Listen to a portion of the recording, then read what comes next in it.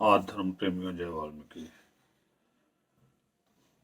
कोविड-19 जो आज एक पूरे विश्व में महामारी के रूप में फैल चुकी है, हम लोग भी चिंतित है, देश भी चिंतित है, पर कहीं कहीं सरकारें चिंतित जितनी होनी चाहिए उतना लग नहीं रहा। हम लोगों ने देखा कि जब से इस बीमारी ने अपने पैर पसारे हैं, दो लोग बड़ी ईमानदारी से काम कर रहे हैं। नंबर एक से सफाई कर्मचारी जो महानायक के रूप में उभरा है, और दूसरा लॉकडाउन होने के साथ जो पुलिस के कर्मचारी हमें रोक रहे हैं। वो हमें प्यार से भी कह रहे हैं, कभी कभी जबरदस्ती भी रोकते हैं। क्यों जबरदस्ती करते हैं? ताकि हमारा जीवन सुरक्षित रहे। पर इन दोनों लोगों के लिए सरकारें कितनी चिंतित हैं, ये सवाल है आज। करोड़ों रुपया इकट्ठा हो गया प्राइम मिनिस्टर केयर फंड में, रिलीफ की जगह नया फंड बन गया है। करोड़ों रुपया सीएम के फंड में इकट्ठा हो गया। परम आदरणीय आदि धर्मगुरु दर्शन तन रावण जी ने कुछ दिन पहले कहा था कि जो लोग कोरोना के लिए सफाई कर्मचारी, doctors, paramedical staff, staff nurses जो इसके लिए लड़ रहे हैं, कम से कम 1 करोड़ रुपए का इंश्योरेंस उनका होना चाहिए। उनकी अपील के बाद दिल्ली सरकार ने किया, पंजाब ने 50 लाख किया, हरियाणा में जातिवाद देखने को मिला कि डॉक्टर का 40 लाख का होगा, सफाई कर्मचारी का 10 लाख का होगा। राजस्थान में भी जातिवाद देखने को मिला ऐसे ही। यानी कई जगह ऐसा हुआ कि जहां जातिवाद ने अपनी जड़ें इतनी जमाई हुई है कि जब हमें मरते हुए खून की जरूरत है, हमें अपने जीवन को बचाने की जरूरत है, तब तो हम कभी नहीं कहते कि सफाई कर्मचारी का खून हमें मत दीजिए। लेकिन जब सफाई कर्मचारी के जीवन में उसको कोरोना या कोई और भयानक बीमारी से वो हमें और देश को बचाते बचाते खुद पीड़ित हो जाए, तो देश उसके लिए चिंतित ही नहीं है। आज इस चिंता की जरूरत है। और उससे भी ज्यादा शर्मनाक बात जो मैं बार बार कह रहा हूं कि करोड़ों रुपए इकट्ठा हो गया, ना तो प्रॉपर टेस्ट हो रहे देश में, और मेडिसिन तो इसकी कोई है ही नहीं। मेरी प्रार्थना है कि सफाई कर्मचारी, doctors, paramedical staff, staff nurses और पुलिस के मुलाजिम, जितनी देर तक ये हम सब लोगों की सुरक्षा के लिए कोरोना से फाइट कर रहे हैं, इनके लिए सरकार को व्यवस्था बनानी चाहिए इनके ठहरने की।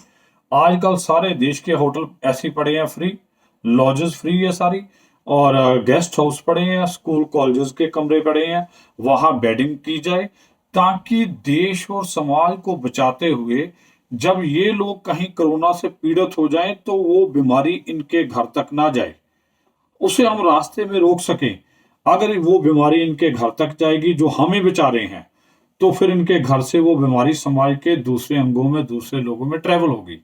इसलिए सरकार को मेरी माननीय सुप्रीम कोर्ट से प्रार्थना है कि वो इसमें जल्द से जल्द इंटरफेयर करे और इन सभी लोगों के, विशेष रूप में सफाई कर्मचारियों के ऊपर ज्यादा ध्यान दिया जाए, जो केवल 7-7 हजार रुपए के लिए पूरे देश को बचाने के लिए लड़ाई लड़ रहे हैं। सुप्रीम कोर्ट आदेश करे प्रांतीय सरकारों को और केंद्र की सरकार को कि डे फर्स्ट से ही सफाई कर्मचारी को रेगुलर माना जाए और कम से कम सफाई कर्मचारी की 50,000 रुपया सैलरी होनी चाहिए, जो देश को बचाने के लिए अपने आप को और परिवार को दांव पे लगा रहा है। और उससे भी शर्मनाक बात मैं ये बता रहा हूं कि जिस पाकिस्तान को हम रोज गालियां देते हैं, हमारी कोई बात बिना पाकिस्तान को गाली देते पूरी नहीं होती। वो पाकिस्तान में 10 लाख की आबादी पे 358 लोगों का टेस्ट हो रहा है, और हम जो बहुत पाकिस्तान से एडवांस है, हमारे यहाँ 10 लाख की आबादी पे 199 लोगों का टेस्ट हो रहा है, 200 का भी नहीं हो रहा। यानी हमसे डबल का टेस्ट पाकिस्तान में हो रहा है, और हमारे यहाँ तो करोड़ों रुपया इकट्ठा हो गया प्रधानमंत्री केयर फंड में, और वो पैसा कहाँ जा रहा है कोई हिसाब किताब नहीं, है ना। पार्लियामेंट की नई बिल्डिंग का प्रस्ताव आया कि 20,000 करोड़ रुपया लगा के पार्लियामेंट की नई बिल्डिंग बनेगी, और कोरोना के लिए 15,000 करोड़ रखा।